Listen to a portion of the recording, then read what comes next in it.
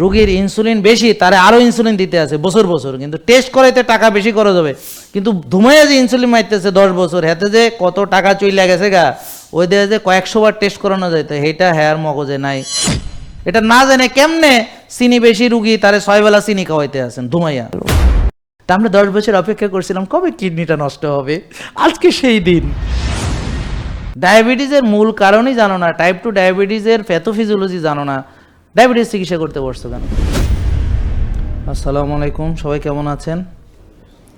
প্রিয় দর্শক, যারা দূর দূরান্ত থেকে দেখছেন, বিশেষ করে ইউটিউব এবং ফেসবুকে, তারা কাইন্ডলি ভিডিওটি শেয়ার করবেন, সবাইকে ফ্রেন্ডদেরকে ইনভাইট করবেন, ট্যাগ করবেন, এবং সবার মাঝে এই জিনিসগুলো ছড়াতে হবে। এই যে আমাদের বারবার খেতে বলা হয়, আপনি ডায়াবেটিস রোগী, ডাক্তার দেখাতে গেলে বলবে বারবার খাও, ওজন কমাতে গেলে বলবে বারবার খাও, যেখানে যান বলবে কম কম করে বারবার খাও।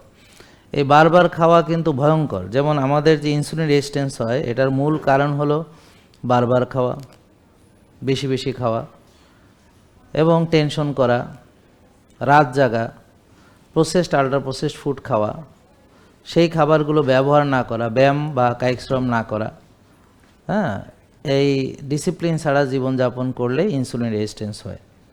তো ইনসুলিন হচ্ছে একটি হরমোন যেটা কোষে গ্লুকোজ প্রবেশ করতে সাহায্য করে। আপনারা দেখবেন যে এখানে এটা ধরেন রক্তনালী, তো এখানে আপনি খাবার খেলে গ্লুকোজ আসে, ভাত রুটি ফল দুধ খেলে গ্লুকোজ আসে, এই গ্লুকোজটা কোষের মধ্যে ঢুকে এবং সেখান থেকে শক্তি তৈরি হয়। এখন গ্লুকোজ কোষে ঢোকার কাজ হলো ইনসুলিন কোষে ঢুকায়। ইনসুলিনের কাছে চাবি আছে, চাবি দিয়ে দরজা খুলে ইনসুলিন কোষের ভিতরে চিনি ঢুকায়। তাহলে এখন বলেন আপনারা যে এই যে ইনসুলিন রেজিস্ট্যান্স কেন হয়, কি কি কারণ বলেন, একটা একটা করে বলেন। কি বলছি? যে কোনো একটা বলেন, অনেক কথা বলছি। বারবার খাওয়া, ভেরি গুড। তারপর আর কি বলেছি ভাই? রাত জাগা, থ্যাংক ইউ। হ্যাঁ, রাত জাগা, টেনশন, আপনি সব বলেন একটা একটা করে। আপনি বলেন একটা। ঘুমাচ্ছিলেন? কি বলেছি শুনেছেন? মাথায় ঢুকেছে? একটা কথাও ঢুকেছে? যে কোনো একটা বলেন, বলেন। আপনাকে বলেন, উনি বলবে, যে কোনো একটা বলেন। রাত জাগা তো উনি হ্যাঁ বললো, তারপরে আরেকটা বলেন। আর কি ভাবতেছিলেন? এটা তো অলরেডি বলা হয়েছে, বেশি খাওয়া, বারবার খাওয়া, হ্যাঁ, আর টেনশন করা, গুড। তারপরে আপনি বলেন একটা। কি? টেনশন করা বলছেন, আর একটা বলেন ভাই, আপনি একটা বলেন। আপনি কেবল আসছেন, আচ্ছা। আপনারা এই যে পিছনে আপনারা নতুন আসছেন, আপনারা একটা বলেন, যে কোনো একটা। এই যে এতক্ষণ যে বললাম, তা আপনাদের মনোযোগ দিয়ে শুনতে হবে, খালি মনে করেন না যে কান বন্ধ করে শুনবেন। হ্যাঁ, বোন একটা বলেন, যে কোনো একটা। ব্যায়াম না করা, এই তো, হ্যাঁ, অলসতা করা, বিলাসিতা করা, ব্যায়াম না করা, খাইছি সেটাকে বার্ন করি নাই। জিনিসটা কনসেপ্টটা বুঝতে পারতেছেন না কেন? কনসেপ্টটা কি? কনসেপ্টটা হলো, বলেন, খাইছি আর জমাইছি, বলেন সবাই বলেন, যেহেতু আপনারা উত্তর দিতে পারে না। তাহলে খাইলে আর জমাইলে কি হয় ভাই? কি হয় বলেন, কি সমস্যা হয় বলেন? চর্বি জমে। জমে কি হয়? কি নিয়ে আলোচনা করতেছি? টপিকস কি? ইনসুলিন। এটা তো ভুলে গেছি। টপিকসটা হলো ইনসুলিন রেজিস্ট্যান্স। টপিকসটা কি? Insulin resistance. তাহলে রেজিস্ট্যান্সের মানে জানেন কেউ? এটা বলিনি এখনো। রেজিস্ট্যান্সের মানে কি? রেজিস্ট্যান্স মানে কি? বাধা দেওয়া মিয়া। রেজিস্ট্যান্স মানে বৃদ্ধি পাওয়া। রেজিস্ট্যান্স মানে হলো বাধা দেওয়া। রেজিস্ট্যান্স বাধা দেওয়া, রেজিস্ট করা মানে কি? বাধা দেওয়া। তাইলে কোষ বাধা দেয়, কাকে বাধা দেয়? ইনসুলিনকে বাধা দেয়। কেন দেয়? কারণ বেশি চর্বি জমেছে। কেন জমেছে? কারণ বেশি খাইছি, বার্ন করি নাই, ব্যায়াম করি নাই, কায়িক শ্রম করি নাই, টেনশন করছি, রাত জাগছি, এখন আমার কোষে চর্বি জমেছে। এখন এই চর্বি বেশি জমাতে এখন এখানে কোষের মধ্যে যে চিনি ঢুকবে, এখন কোষ ইনসুলিনকে বলতেছে তুমি চাবি দিয়ে দরজা খুলবাও না, আর আমার কোষে চিনি যেন না ঢুকে, তো সে বাধা দেয়। এটার নাম হলো ইনসুলিন রেজিস্ট্যান্স। তো এটা একটা পরীক্ষার মাধ্যমে বোঝা যায়। পরীক্ষার নাম কি? হোমা। সবাই বলেন হোমা। আরে মা, আপনি বলেন হোমা আইয়ার। বলেন আই মানে, বলেন আই মানে ইনসুলিন, আর মানে রেজিস্ট্যান্স। তাহলে ইনসুলিনকে বাধা দিচ্ছে, তো খামাখা তো আর দিচ্ছে না। এটা আগে বুঝতে হবে। এর না বুঝলে এখানে বসে আলোচনা শোনা অর্থহীন, বোকার মতো বসে থাকলে কোনো লাভ নেই। তাহলে আপনারা বুঝছেন ইনসুলিন রেজিস্ট্যান্স মানে কি? মানে ইনসুলিনকে বাধা দেয়। কে বাধা দেয়? কে বাধা দেয়? ইনসুলিনকে কে বাধা দেয়? কোষ, সেল। কেন বাধা দেয়? কোষে জায়গা নেই। কেন জায়গা নেই? চর্বি জমছে। কেন জমছে? আমরা খাইছি, বলেন, আমরা খাইছি, প্রসেসড ফুড খাইছি, আল্ট্রা প্রসেসড ফুড খাইছি, বেশি বেশি খাইছি, বারবার খাইছি, ব্যায়াম করি নাই, কাম করি নাই, কায়িক শ্রম করি নাই, রাত জাগছি, টেনশন করছি, বলেন এগুলো। হ্যাঁ, এই জন্যে আপনার কোষে কি হয়েছে? ওভারলোড হয়েছে। এই ওভারলোড হয়েছে বলেই সে বাধা দিচ্ছে যেন আরও চিনি ঢুকতে কোষের মধ্যে না পারে। এখন চিনি কে ঢুকায়? কে ঢুকায় চিনি? চিনি কোষে কে ঢুকায়? ইনসুলিন। এই যে লেখাই তো আছে, কে ঢুকায়? কিভাবে ঢুকায়? বলেন, চাবি দিয়ে কোষের দরজা খুইলা ঢুকায়। এটার নাম হলো গ্লুট4 পাথওয়ে। এইটা আপনাকে বুঝতে হবে। এটা ক্লিন না হওয়া পর্যন্ত সামনে আগায় লাভ হবে না, কোনো লাভ হবে না। তাহলে এই যে এত খাওয়া দাওয়া, এই খাওয়াগুলো কোথায় যাচ্ছে? এই যে জমা হচ্ছে, জমা হয়ে ইনসুলিন রেজিস্ট্যান্স হচ্ছে, এর ফলে ওজন বাড়ে, পরে ডায়াবেটিস হয়, তারপর ফ্যাটি লিভার হয়, তারপর উচ্চ রক্তচাপ হয়, মেয়েদের পিসিওএস হয়। পিসিওএস মানে অনেকে বুঝে না, মানে ওভারিতে সিস্ট হয়, অনেকগুলো হয় কম বেশি। তারপরে তাদের মাসিক অনেক সময় বন্ধ হইয়া যায়। তারপর বুকে লোম গজায়, মানে মেয়েদের বুকে লোম গজাচ্ছে। ব্যাপারটা বোঝার চেষ্টা করেন। সাধারণত আমরা কবিতায় পড়েছি যে মেয়েরা কবিতা লেখে ছেলেদের উদ্দেশ্যে, তোমার লোমশ বুকে মাথা রেখে। এখন সেটা উল্টে গেছে। এখন মেয়েদের দাড়ি হয়, তাদের মোছ হয়, তাদের ঘাড় কালো হয়, বগল কালো হয়, আসিল হয়, ঠিক আছে, মুখে ব্রণ হয়, মাথায় টাক পড়ে, পোলাগো মতো টাক।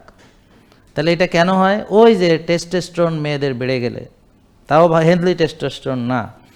তো এখন ইনসুলিন রেজিস্ট্যান্স হলে এই পিসিওএসটা হয়। তো তার বাচ্চা হয় না।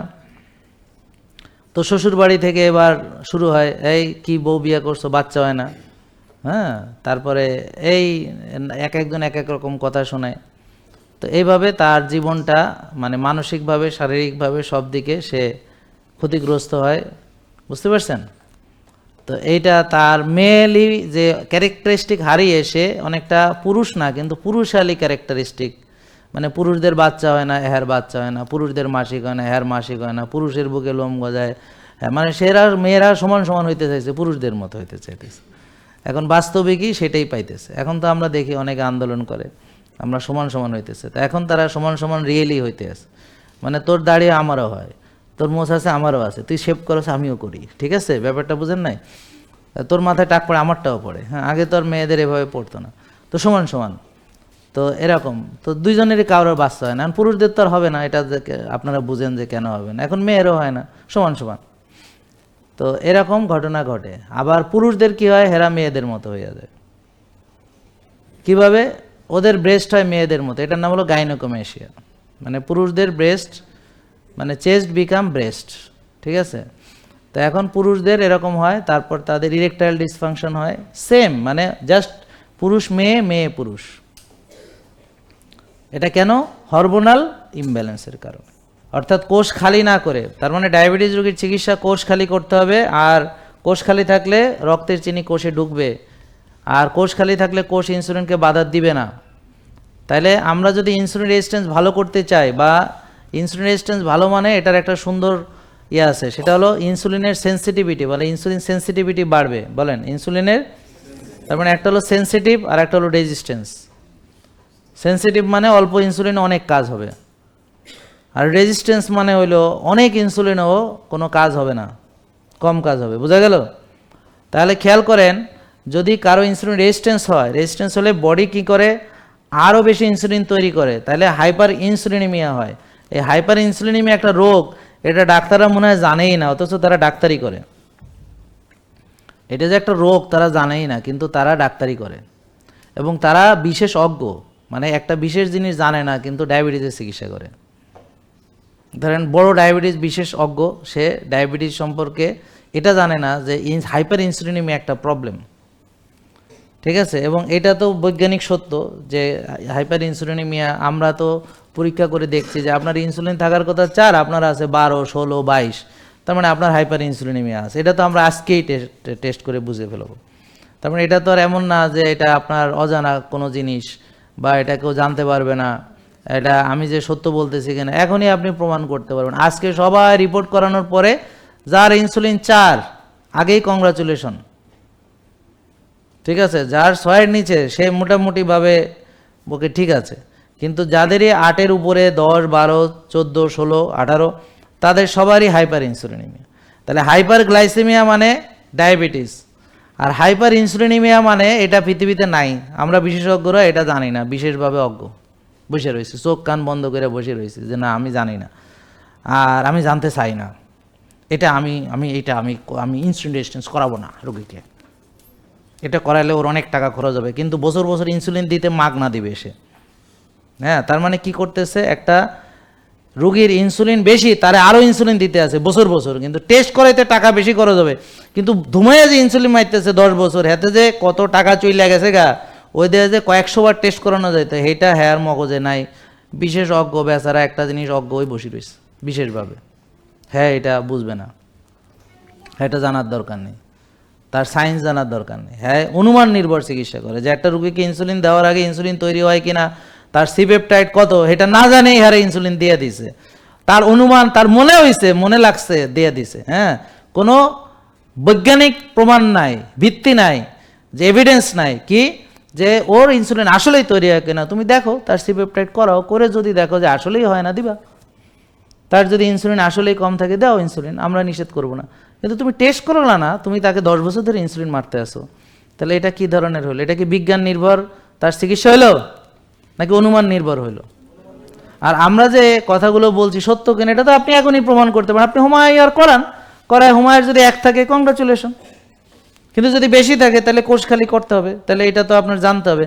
তো এটা না জেনে আপনি ডায়াবেটিসের চিকিৎসা করতে পারছেন কোন দুঃখে? এটা না জেনে আপনি আপনার রুগীকে কিভাবে ইনসুলিন দিলেন? এটা না জেনে কেমনে চিনি বেশি রুগী তারে 6 বেলা চিনি খাওয়াইতে আছেন ধুমাইয়া, তারপর তার কোষের 12টা বাজতেছে, হ্যাঁ এটা আপনি বুঝতে পারতেছেন না, আপনি এই বিশেষ অজ্ঞ হয়ে বসে রয়েছেন, আপনি বুঝতেই পারেন না আপনার রুগী চিকিৎসা করতে করতে কেমনে রেটিনোপ্যাথি হইলে আপনি জানেনই না।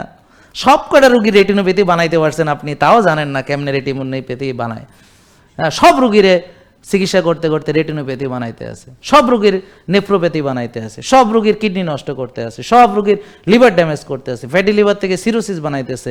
হ্যাঁ কিচ্ছু জানে না, তো এত না জানি না তুমি কেন ডাক্তারি করো? তুমি কিচ্ছু জানো না।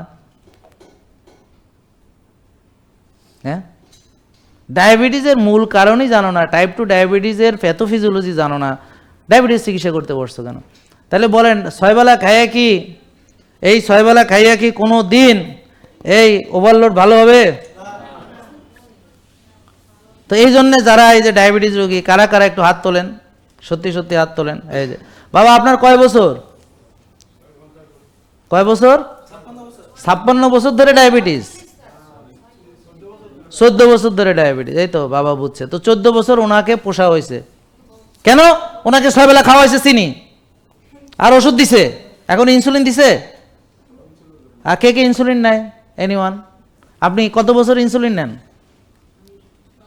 5 বছর। তাহলে 5 বছর ওনাকে ইনসুলিন দিচ্ছে, উনি কোনোদিন সিপেপটাইড করায় নাই, কোনোদিন ইনসুলিন মাপে নাই, কোনোদিন দেখে নাই তার হোমায়ার কত, না দেখে এই 5 বছর তাকে ইনসুলিন দেওয়া হচ্ছে। আজকে আমরা যদি পাই যে তার ইনসুলিন ভালো মানে তৈরি হয়, তাহলে ও ইনসুলিন আর দেওয়া লাগবে না। তাহলে 5 বছর ইনসুলিন দিতে তার মাসে কত টাকার ইনসুলিন লাগছে, 5 বছরে কত টাকার ইনসুলিন লাগছে বলেন? তাহলে এটা তারপর জুলুম হয়েছে কিনা? তাই জুলুম কে করতেছে? তার ডাক্তার করতেছে, সে জানে না হোমায়ার, এই জন্যে সে জানে না তার সিপেপটাইড, সে জানে না তার ইনসুলিন কত, না যায় না তাকে সমানে দিতে আছে। তাহলে এটা কি তারা ঠিক করতেছে? তো তাহলে এখন তারা যেটা অন্যায় করতেছে সেটা তো তার জানতে হবে, স্বীকার করতে হবে, না জানলে বুঝতে হবে, নাহলে আমরা শিখাই দেবো। আমাদের কাছে আসলে আমরা ধরে ধরে শিখাবো, আচ্ছা আসেন, জানেন না ভালো, আমরা শিখাই, আসেন শিখাই দিই। কোষের ভিতরেও যখন প্রচুর পরিমাণে চর্বি জমে যাবে, তারপর মাইটোকন্ড্রিয়া ভালো কাজ করতে পারবে না, তারপর চিনি ঢুকতে পারবে না, আরও ফ্যাট বার্ন করতে পারবে না, শক্তি তৈরি করতে পারবে না, তো শক্তিহীন হবে, আর তার এক্সক্রিশন হবে না, জঞ্জাল পরিচ্ছন্ন বা পরিষ্কার হবে না, জমতে থাকবে। এইভাবে কোষটা একটা সময় ইন্না লিল্লাহে ওয়া ইন্না ইলাইহি রাজিউন মানে শেষ। তো এরকম আপনার তো আছে অনেক ট্রিলিয়ন ট্রিলিয়ন কোষ, ধরেন 50 ট্রিলিয়ন আল্লাহ আপনারা দিছে, একটা মরলে কিছুই বুঝবেন না, কিন্তু এইভাবে মরতে মরতে একসময় দেখবেন চোখের রেটিনার অনেকখানি গেছে বই, এক সময় দেখবেন নার্ভের অনেকখানি চলে গেছে, মানে শেষ। তাই আবার যখন আপনার কিডনিতে বলবে ডাক্তাররা যে হ্যাঁ আপনার এতদিন ধরে ক্রিয়েটিনিন করিয়েছি, ক্রিয়েটিনিন তো নর্মাল ছিল, আসলে আপনি ভেবেছেন আমরা অকারণে করিয়েছি, এই দেখেন এখন বেড়েছে 10 বছর চিকিৎসা করে এবার কিডনির ক্রিয়েটিনিন বাড়াইতে পারছে, কংগ্রাচুলেশন। তা আমরা 10 বছর অপেক্ষা করছিলাম কবে কিডনিটা নষ্ট হবে, আজকে সেই দিন, আজকে আপনার কিডনি নষ্ট হয়েছে, আমরা প্রমাণ পেয়েছি। তার মানে কিডনির 60-70 ভাগ শেষ, বোঝা গেল? মানে যখন ধরা পড়ছে, তার মানে 1 ভাগ শেষ হয়েছে বা টের পাইছে, 2% কোষ নষ্ট হয়েছে টের পাইছে। তো যখন টের পাইছে যে ইজিএফআর কমিয়া 25-এ চলে আসছে, তখন তো কিডনির মনে করো যে 80 ভাগ নাই নাকি। আবার যখন ব্লক ধরা পড়ছে তখন তো তার 95% বা 100% ব্লক, তো তার মানে 1% ব্লক হয়েছে সে তো জানেই না, 2% খবরই নাই, 70-80% হেটাও কইতে পারবো না। আর যেদিন হ্যাঁ অ্যাটাক করছে এদিনও সকালে কয় আরে আমি এইসব জাহাঙ্গীর কবির পুষি না, খা বেটা, খাওয়া দাওয়া ফুর্তি করো, জীবনটা মস্ত বড়, খা, হ্যাঁ আর তোরা এইসব নিয়ম মেনে কি বেশি দিন বাঁচবি, তো খাইছে, খাইয়া দুপুরের পরে হার্ট অ্যাটাক হয়েছে, তারপরে চ্যাংদোলা করে অ্যাম্বুলেন্সে করে তাকে নিয়ে গেছে হাসপাতালে, পরে ডাক্তার এনজিওগ্রাম করে বলেছে আপনার 100%, 95%, 90%, আর মনে মনে কইতেছে 3টা রিং তো মিনিমাম পরামো 3টা তো মিনিমাম পরামো তাইলে হিসাব করতেছে পার রিং থেকে কত আইব পকেটে, আর পড়াইতে গেলে কত, হ্যাঁ চিন্তা করতেছে হ্যাটটা। আর যারে রেজাল্ট দিছে হ্যাঁ তো আত্মার পানি শেষ, শুকিয়ে গেছে, হ্যাঁ তো জমিন নাই, ফাঁকা হয়ে গেছে, কারণ হ্যাঁ তো মনে করেন মৃত্যুদণ্ড দিয়ে দিছে যে এবার বাইপাস লাগবো বা রিং 3টা, বুঝছেন? হ্যাঁ চিন্তা করতেছে টাকাও গেল, হ্যাঁ বুক ফাড়াও খাইলো অথবা রিং ঢুকাইলো, কিন্তু সে সকালেও জানতো সে একদম সুস্থ ব্যক্তি, বুঝেন নাই? তার মানে সে 100% ব্লক নিয়েও জানে না তার ব্লক হয়েছে। একজন লোক ডায়াবেটিস হয়েছে, ডায়াবেটিসের কারণে চোখ নষ্ট হওয়ার পর যখন চোখটা দেখাতে গেছে, চোখের ডাক্তার তাকে দেখে বলে কি যে আপনার মনে হয় ডায়াবেটিসের কারণে এটা হয়েছে, কারণ দেখতেছে যে হ্যাঁ রেটিনোপ্যাথি এটা, তার মানে এটা ডায়াবেটিসের কারণেই হয়েছে, ডায়াবেটিক রেটিনোপ্যাথি। চোখের ডাক্তার এত মানুষের চোখ দেখছে, এত চোখ দেখলে বোঝে হ্যাঁ যে এটা কিসের জন্য হয়েছে, তো বলে যে আপনি একটু ডায়াবেটিস দেখে 22, দেখ কইতেও পারবো না, তো 22-এ ধরা পড়ছে, তার মানে কি তার তো আর একদিনে 22 হয় নাই, প্রথমে 6-7, আস্তে আস্তে 8-9, বাড়তে বাড়তে 22 হয়েছে কতদিন পরে, হ্যাঁ ধরা পড়ছে 22, মানে বুঝছেন কবে ধরা পড়ছে, অনেক দিন পরে, তো জানেই না। তা আমরা বেশিরভাগ ক্ষেত্রে বেখেয়াল, বুঝি না, হ্যাঁ অর্গান ড্যামেজ হয়ে যায়, ট্যারি পায় না। তো এই যে আপনার চোখ যে নষ্ট করছে, ডাক্তার তো অনেক দিন ধরে আপনাকে প্ল্যান দিচ্ছে, তো যখন নষ্ট হয়েছে ডায়াবেটিস রুগী তো চোখ নষ্ট হবেই, আমাদের এই যে চোখের দেখেন আলাদা কেয়ার, বিরাট এক ডিপার্টমেন্ট করে রাখছে, ওখানে যান। তো তাহলে এতদিন চিকিৎসা করালাম আমি কি চোখ নষ্ট করার জন্যে? আমি তো চোখটা বাঁচানোর জন্য করছিলাম। না, এই ডায়াবেটিস হলে চোখ নষ্ট হবে, বুঝাই দিবে আপনারে। তারপর তাদের ডিপার্টমেন্ট লেজার মারবে, এই করবে সেই করবে, চোখ ফাড়বে, কাটবে, ফুটবে, ব্যাস চোখের দফা রফা শেষ, এক সময় চোখ শেষ। তাহলে এবার আপনি কি করলেন? আপনি বেশি খাইতে যাইয়া, নিয়ম না মাইনা, আর এতদিন চিকিৎসা করায়, এত ইনসুলিন মাইরা চোখের 12টা বাজাইলেন।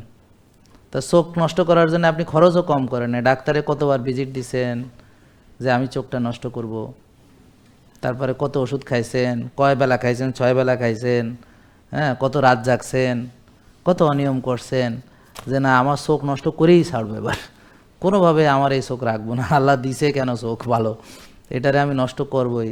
তা আপনার সংগ্রাম এবার সফলতা লাভ করছে, আপনি অনেক চেষ্টা করছেন, অনেক টেনশন করছেন, অনেক রাত জাগছেন, অনেক অনিয়ম করছেন, অনেক নিজের প্রতি অবহেলা করছেন, অনেক কিছু করছেন কইরা, এখন যখন বলছে চোখ নষ্ট, এখন আর খুশি হইতেছে না। কেন তুমি এত চেষ্টা করলা, চোখটা নষ্ট করতে পারছো, এখন তো মজার ব্যাপার, খুশি হওয়ার ব্যাপার, তোমার চেষ্টা একটা সার্থকতা পাইছে, হ্যাঁ তো তুমি এখন মজা পাইতেছো না কেন, তোমার এখন কষ্ট লাগে কেন? নাকি বুঝে নাই যে ব্যায়াম ভালো, বুঝে নাই না? বেশি খাইলে ভালো না, বুঝে নাই কেন? 1 ভাগ খাইলে ভালো, এটা বুঝে নাই কেন? আর্লি ঘুমাইতে হবে, এটা ভালো না, এখন না মা, এখন ঘুমায় না, পরে ঘুমায় না, তো এটা বুঝে নাই কেন? শরীর দুর্বল তো বেচারা, এই জন্য। হ্যাঁ বুঝে নাই না? লেদা স্যুট কি আর সব বুঝে, হ্যাঁ, খালি ব্যায়াম ভালো এটা বুঝে না, বেশি খাইলে ভালো না এটা বুঝে না, হ্যাঁ, টেনশন করলে ভালো না এটা বুঝে না, রাত জাগলে ভালো মানে কি ভালো নেই রাত জাগলে এটা বুঝে না, হ্যাঁ, বুঝছেন? আর নিজের যত্ন নিতে হবে এইটা বুঝে না, সাওয়াল মায়ের যত্ন নিতে হবে এইটা বুঝে, চাকরির যত্ন নিতে হবে, ব্যবসার যত্ন নিতে হবে, বইয়ের যত্ন নিতে হবে, সব বুঝে, খালি নিজের যত্ন বাদে সবই বুঝে। বুঝেন নাই? তো সে নাকি ভাবখানে এমন, সে কিছুই বুঝে না, আসলে সবই বুঝে, খালি নিজের ভালোটা বুঝে না। খাওয়ার সময় হুঁশ থাকে না নাকি, বুঝতে পারছেন? চলাফেরা করে মানে এইভাবে চলাফেরা করে যে সে একটা কিছু পাবে এবং সেটা যে ভালো কিছু না, এটা নাকি সে বুঝে না। এটা কি আমারে বললে বিশ্বাস করবেন? আমি তো বিশ্বাস করি না, আপনারা করেন বিশ্বাস যে আসলে মানুষ বুঝে না যে ব্যায়াম ভালো। এই আপনারা বলেন ব্যায়াম ভালো, বোঝেন? সত্যি? রিয়েলি করেন? না, করবো কেন? তাহলে আমি রোগী হব কি করে? ফ্রুক্টোজ আমরা অনেকেই বুঝি না কিভাবে ফ্যাটি লিভার এবং ইনসুলিন রেজিস্ট্যান্স করে। হাই ফ্রুক্টোজ কর্ন সিরাপ, এটা হচ্ছে বেশিরভাগ প্রসেসড ফুডের মধ্যে থাকে। আর অতিরিক্ত ফলের চিনি, যেমন আপনাদের এখন আম, কাঁঠাল, লুচু ইত্যাদি জম্মের খাওয়া খান, খাইলে এই যে ফ্রুক্টোজ, মনে রাখবেন এই ফ্রুক্টোজ কোনো ব্যবহার করে শুধু লিভার। তার মানে আপনি ব্যায়াম করেও মাসেল ফ্রুক্টোজ বার্ন করবে না। আর গ্লুকোজ সবাই খায়, মাসেলে, ব্রেনে সবাই গ্লুকোজ নিতে পারে, কিন্তু ফ্রুক্টোজ অনলি লিভার। এই জন্যে বেশিরভাগ যারা একটু ফলের সিজনে মাশাআল্লাহ তাদের কি হবে? ফ্যাটি লিভার, টিজি বেড়ে যাবে। বিশ্বাস না হয় দেখতে পারেন টিজি বাড়তেছে কিনা, ফ্যাটি লিভার হয়েছে কিনা, আপনি দেখেন হবে। এবং বেশিরভাগ লোক আমরা যাদের আবার যারা আমাদের ফলো করে জ্ঞানী গুণীরা, তো ওরা তো আমাদের ফলো করে, খুব ভালো বুঝে। তো এখন কি করছে, মেনটেনিংয়ে দেওয়া হয়েছে, ওই যে ওরাই দিছে মেনটেনিংয়ে দেওয়ার পরে ফলের সিজনে উস না হয়, ফল খাইতে কইছে, ম্যাডামে কইছে ফল খাইতে পারো, তো ম্যাডামে তো আমার কইছে ফল খাইতে পারো, মানে এই ম্যাডামরা কইছে, হ্যাঁ, তো ম্যাডামরা কইছে আর সমানে খাওয়া শুরু করছে। এরপর সিজন শেষ, গ্রেড 1 ফ্যাটি লিভার গ্রেড 3 হয়ে গেছে, টিজি উঠছে 350, ছিল আরো 90। তারে অনুমতি দিয়ে কি বিপদে পড়ছো তোমরা, দেখছো? এরকম এই ফলের সিজনে অনুমতি দিতে একটু সাবধানে দিও। বলবো যে ভাই ঠিক আছে অনুমতি দেওয়া গেল, কিন্তু বেশি খেলে কিন্তু এই হইব। আবার আমার এসে কয় আপনার পুষ্টিবিধি তো বলছে, আমি কই কতগুলা খাইতে কইছি, এটা তো মনে হয় ঠিক মতো বুঝে কয় নাই, মানে দোষ তোমা করে দেয়, যায় ওনারাই তো বলছে। বা কেউ কেউ আবার বলে অমুক ম্যাডাম বলছে, নাম ধরেই বলে, তোমাকে নামও মুখস্থ, বুঝছো? তা তোমরা বলতে একটু বুঝে বইলো যে হ্যাঁ অনুমতি দেওয়া হলো, তবে শর্ত সাপেক্ষে, বেশি খাইলে এই হবে। তো কিন্তু ফল কিন্তু কেউ কম খায় আমি দেখি নাই। হ্যাঁ, ও আম খাইছে, ওর কাছে মনে হয়েছে 2টা, পরে দেখে সামনে 6-7টা হাঁটি, আর কেউ আশেপাশেও নাই। তার মানে কি, মানে ও বুঝেই নাই যে 7-8টা সাবাড় করে দিছে। যে তুমি পারো না, কিন্তু ওই যে ভাইরে জিজ্ঞেস করো, ভাই বলেন কম কম করে হলো কয়টা পারেন, সত্যি কথা বলেন। আচ্ছা যাক, তাহলে তো দুর্বল এই অবস্থা, আল্লাহ বাঁচায় রাখুক ভাই। যদি সবল হইতেন না জানি কি হইতো। আল্লাহ আপনাকে স্পেশাল রহমত করছে ভাই, থ্যাংক ইউ। দুর্বল হওয়াতে এই অবস্থা হয়েছে, মাশাআল্লাহ। আসলে কিন্তু আমি বিশ্বাস করি ওর কথা, কেন? কারণ ওনার ইনসুলিন রেজিস্ট্যান্স বলে কম খেয়েও মাশাআল্লাহ সাইজ ভালো হচ্ছে। এবার বুঝতে পারছেন, এটা হোমায়ার টেস্ট করালেই বোঝা যাবে। না আমি কিন্তু বিশ্বাস করি এখন সবাইকে, আগে করতাম না, আগে ওরেও করতাম না, এখন করি যে না ওর কোনো দোষ নাই। ও অনেক চেষ্টা করে, কিন্তু কি হয়েছে, ওই যে দোষ তো হরমোনের। তাহলে এই ফ্রুক্টোজ আমরা পবিত্র মনে করে খাই, মানে ফল। এবং এমনও আছে যে ওরা যদি কাউকে বলছে ফল খাওয়া যাবে, ফল খাওয়া যাবে না, এত পবিত্র, সবাই বলে ফল এত ভালো, ফল খাবো না, এটা কোনো কথা, ফল খাবে না। আবার মাঝে মাঝে আপনি কি ডাক্তার, ফল খেতে নিষেধ করলেন? কারণ কি, আমরা রুগী দেখতে যাই ফল নিয়ে, বিশেষ করে ডায়াবেটিস রুগী, যখন বেশি ডায়াবেটিস বাইরে, যখন হ্যারে ইনসুলিন ড্রিপ লাগায়, হাসপাতালে ভর্তি রাখে, তখন তার জন্য আমরা কমলা, আঙ্গুর, আপেল, হ্যাঁ, বুঝে নাই, এগুলো নিয়ে যায়। বুদ্ধি শুদ্ধি দেখেন, একটা অপারেশন রুগী তারে দেখতে এইগুলো নিয়ে যায়। তো এগুলো তো হাই খাইলে ওর অপারেশনের ক্ষত শুকাবে, অতিরিক্ত চিনির ফলে তো শুকাবেই না, আরো ইনফেকশন হবে। মানে আমরা রুগীদেরকে যা যে জিনিস নিয়ে দেখতে যাই বুঝছেন, আর মসজিদে যে যে পবিত্র মনে করে তবারক শাহী জিলাপি খাই, উফ, আর আন্দোলনে যায় বিরিয়ানি, বুঝছেন, আর মানুষ মরলে ধুঁয়ায় গরু, তাও সব চাষের গরু, এগুলো সয়াবিন তেলের আনছে, কপাক কপ মারে, ভাতও খায় না, যে আবার পেটে জায়গা অন্য দিক থেকে দখল হইব।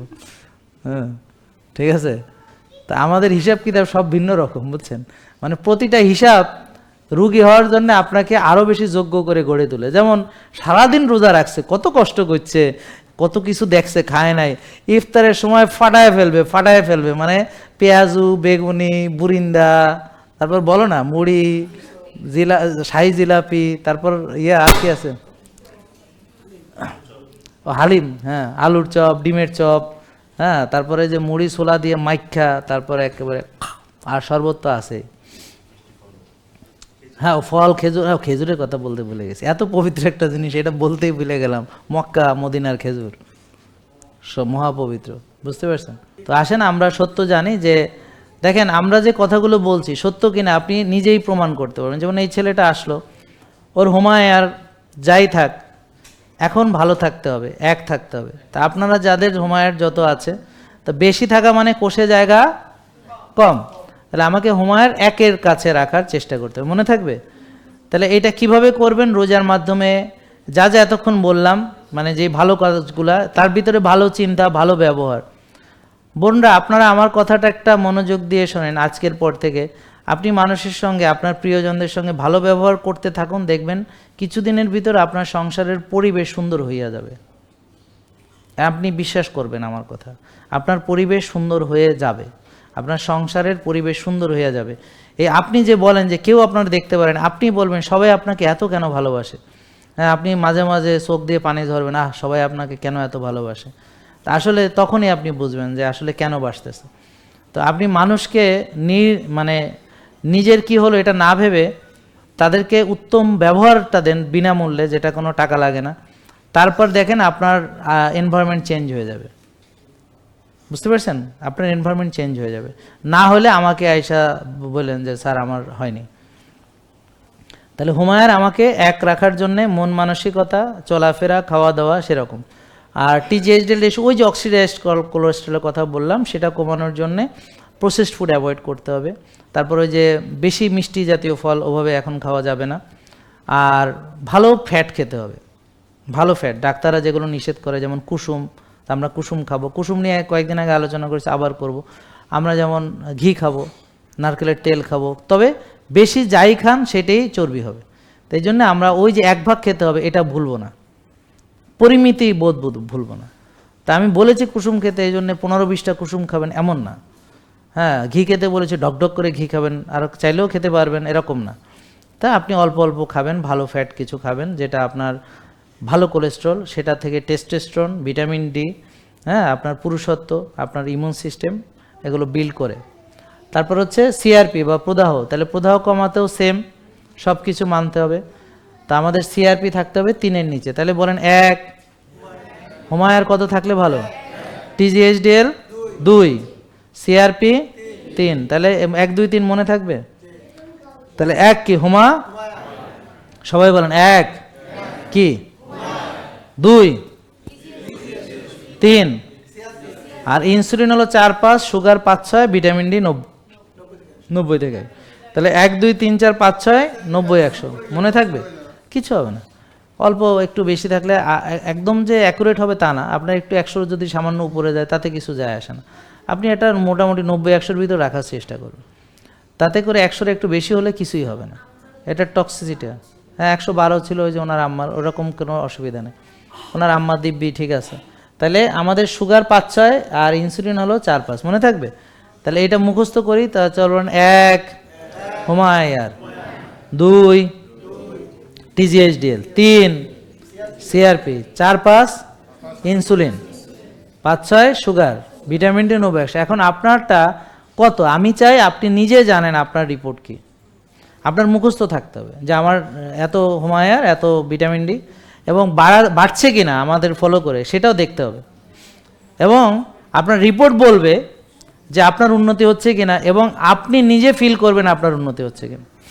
তা আমরা যেভাবে বলছি এভাবে চললে আপনার উন্নতি যে হবে এটার প্রমাণ আপনি নিজে, উন্নতি হবে, ওষুধ কমে যাবে, ওষুধ থেকে বের হবেন, শক্তির উন্নতি হবে, ঘুমের উন্নতি হবে, রিপোর্টের উন্নতি হবে, চিন্তা ভাবনার উন্নতি হবে, আপনি কিন্তু বুঝতে পারবেন। শুধু একটাই অনুরোধ, যখন আপনি সুস্থ হবেন দয়া করে ডিসিপ্লিন ছেড়ে দিবেন না। ছেড়ে দিলে আপনি আবার আগের সেই শয়তানের পুরান ফাঁদের মধ্যে চলে আবার নিজেকে ধ্বংস করবেন।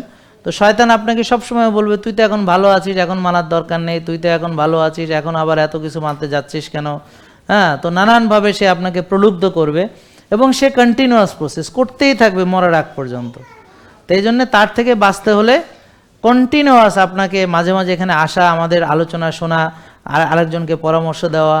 এই যেমন ও যেমন বললো, ও যে দুধ চিনি দেখি কয়জনে ছাড়াইতে পারে, হ্যাঁ দেখে, আরে কয়জনে ছাড়াইছো মুখে বলো যে আমি এই কয়জনে ছাড়াইতে পারছি, 3 জন 5 জন 6 জন, আমাকে ডেটা দিতে হবে কয়জন। তা আলহামদুলিল্লাহ, তো সে কথা বলবো যে আমি 4-5 জন, না নিয়ে আসি না, আমি তা 4-5 জনকে দুধ চা ছাড়াইতে পারছি, শেষ। বদলে তাদের বুলেট কফি খাওয়াইতে পারছি, ঠিক আছে, এরকম। আবার কেউ আছে বুলেট কফিও খায়, চাও খায়, তা তো মানে দুধ চাও খায়, তো 2 দলে গেলে হবে না, যে কোনো এক, ঠিক আছে। তো ইনশাল্লাহ তো আমরা চেষ্টা করব যে এইভাবে নিজে ভালো হব, অন্যদেরকেও এই কল্যাণের পথে ডাকবো। এবং সবার প্রতি অনুরোধ, আপনারা এখানে আসে সেশন শুনবেন, তাহলে যেটা শিখতে পারবেন। আসলে ভিডিওতে অনেক সময় মনোযোগ রাখা যায় না, এত লম্বা আলোচনা, অনেক রকম ডিস্ট্রাকশন হয়, কিন্তু এখানে আপনারা বলেন যারা এখানে এসে শুনছেন ভালো বুঝছেন কিনা। তো এরকম আসবেন মাঝে মাঝে, সুযোগ করে করে এসে নিজের জন্য সময় দিবেন, বন্ধু বান্ধবকে নিয়ে আসবেন, ও যেমন 5-6 জনকে ধরে নিয়ে আসছে, আপনারাও নিয়ে আসবেন, এসে সবাইকে কল্যাণের পথে ডাকবেন। হ্যাঁ, আপনি নিজে যে কল্যাণ আপনার জন্যে কল্যাণ মনে করবেন, আপনার আপন ভাই ব্রাদার যাদের আপনি ভালোবাসেন তাদের জন্য সেম জিনিসটাকে কল্যাণ মনে করতে হবে, মনে থাকবে। আল্লাহ সবাইকে সুস্থ রাখুক, আমিন। আসসালামু আলাইকুম রহমতুল্লাহ। জেকে লাইফস্টাইল, ওষুধ মুক্ত সুস্থ জীবন।